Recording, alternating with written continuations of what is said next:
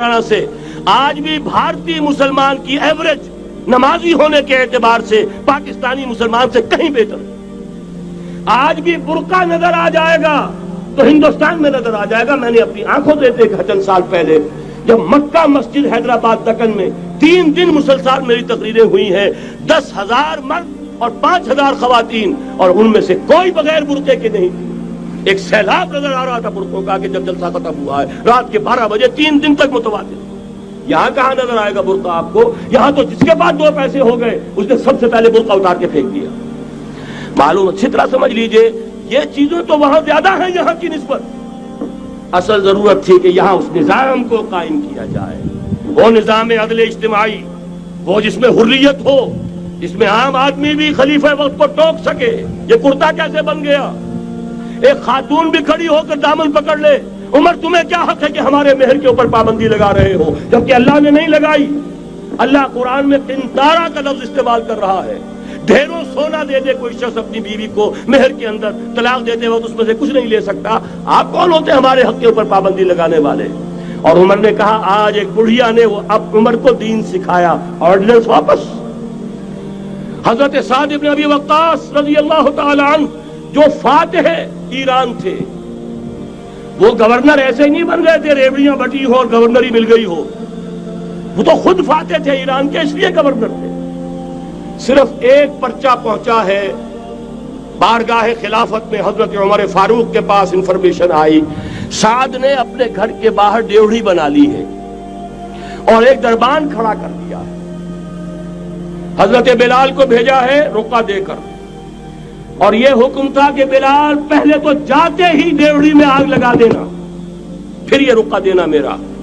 اور رقعے میں لکھا ہوا تھا اے سعد، لوگوں کو ان کی ماں نے آزاد جانا تھا، تم نے انہیں اپنا غلام کب سے بنا لیا ہے؟ یہ دربان کھڑے کر دیا اپنے آگے۔ وہ حریت، وہ مساوات کہ جا رہا ہو خلیفہ وقت اور چارج لینے جا رہا ہے بیت المقدس کا، کوئی ذاتی علاج کے لیے نہیں جا رہا، سیر و سیاحت کے لیے نہیں جا رہا، چارج لینے کے لیے بالکل سرکاری وزٹ ہے، آفیشل وزٹ ہے، اسٹیٹ وزٹ ہے۔ اور حال کیا ہے؟ 700 میل کا فاصلہ طے کرنا اور ایک اونٹنی، کوئی انٹوریج نہیں، کوئی خدم و حشم نہیں، کوئی جمبو جٹ بھرے ہوئے نہیں، کچھ نہیں، ایک اونٹنی ایک خادم۔ اس ایک اونٹنی پر چونکہ راستے کا راشن بھی ہے لہذا 2 آدمی نہیں بیٹھ سکتے، ایک بیٹھ سکتا ہے۔ ایک منزل خلیفہ وقت بیٹھا ہوا ہے اوپر اور خادم نکیل پکڑ کر چل رہا ہے، اگلی منزل خادم اوپر بیٹھا ہے اور خلیفہ وقت عمر بن الخطاب رضی اللہ تعالی عنہ اور وہ آگے آگے نکیل پکڑ کر چل رہے ہیں۔ یہ نظام چاہیے آج نوع انسانی کو۔ اس کے انتظار میں، اس کی تلاش میں نوع انسانی نے کتنے تجربے کر لیے، کیسی چھلانگیں لگائیں، ملوکیت ختم کی، آسمان سے گرا کھجور میں اٹکا، جمہوریت آئی نام نہاد، لیکن وہ سرمایہ دارانہ نظام بن کر آگے سے بڑھ کر لعنت بن گئی۔ پہلے جاگیردار مسلط تھا، اب سرمایہ دار اور کارخانے دار مسلط ہو گیا۔ اس سے نکلنے کے لیے زور لگایا، کمیونزم کی طرف گئے، چھلانگ لگائی، اب ایک پارٹی ڈکٹیٹر بن کر بیٹھ گئی۔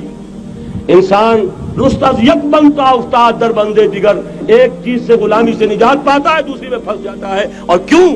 کہ وہ نظام عدل اجتماعی جو محمد عربی کو دے کر بھیجا گیا تھا، اس کے کسٹوڈین سوئے ہوئے، اس کے کسٹوڈینز کو اندازہ ہی نہیں۔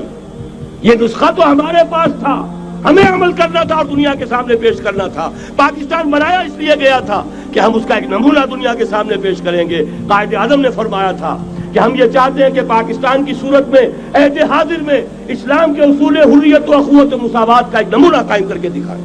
کہاں ہے وہ؟ بھٹک گئے، سو گئے۔ وَلَنُذِيقَنَّهُم مِّنَ الْعَذَابِ الْأَدْنَىٰ دُونَ الْعَذَابِ الْأَكْبَرِ، بڑے عذاب سے پہلے چھوٹا عذاب کا مزہ چکھائیں گے۔ لَعَلَّهُمْ يَرْجِعُونَ، شاید کہ لوٹ آئیں۔ کوئی عجب نہیں اس عذاب الادنیٰ کے بعد ہم جاگے نہیں، ہوش میں نہیں آئے، کوئی عجب نہیں کہ بڑے عذاب کا کوڑا ہماری پیٹھوں پر برس جائے۔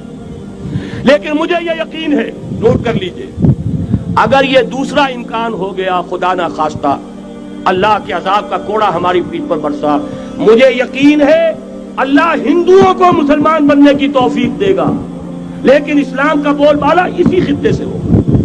تاریخ میں یہ ہو چکا ہے آیا فتنہ تاتار کے افسانے سے، پاسباں مل گئے کعبے کو صنم خانے سے۔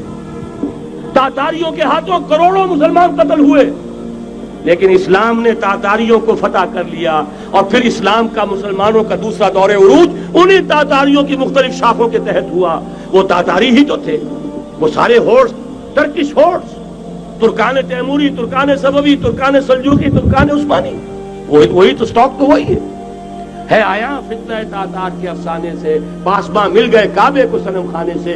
اس لیے کہ حضور نے فرمایا مشرق سے ہوگا، جہاں سے فوجیں چلیں گی، تو کوئی عجب نہیں۔ بہرحال یہ دو امکانات ہیں، لیکن اس کا فیصلہ تیرے ہاتھوں میں ہے، دل یا بدن، سیدھی بات۔ اگر تو اب بھی ہم ٹھیک ہو جائیں، جاگ جائیں، ہوش میں آ جائیں، قوم یونس کی طرح توبہ کر لیں، تو بغیر عذاب کے کوڑے کے رحمت خداوندی ہم پر سایہ کرے گی۔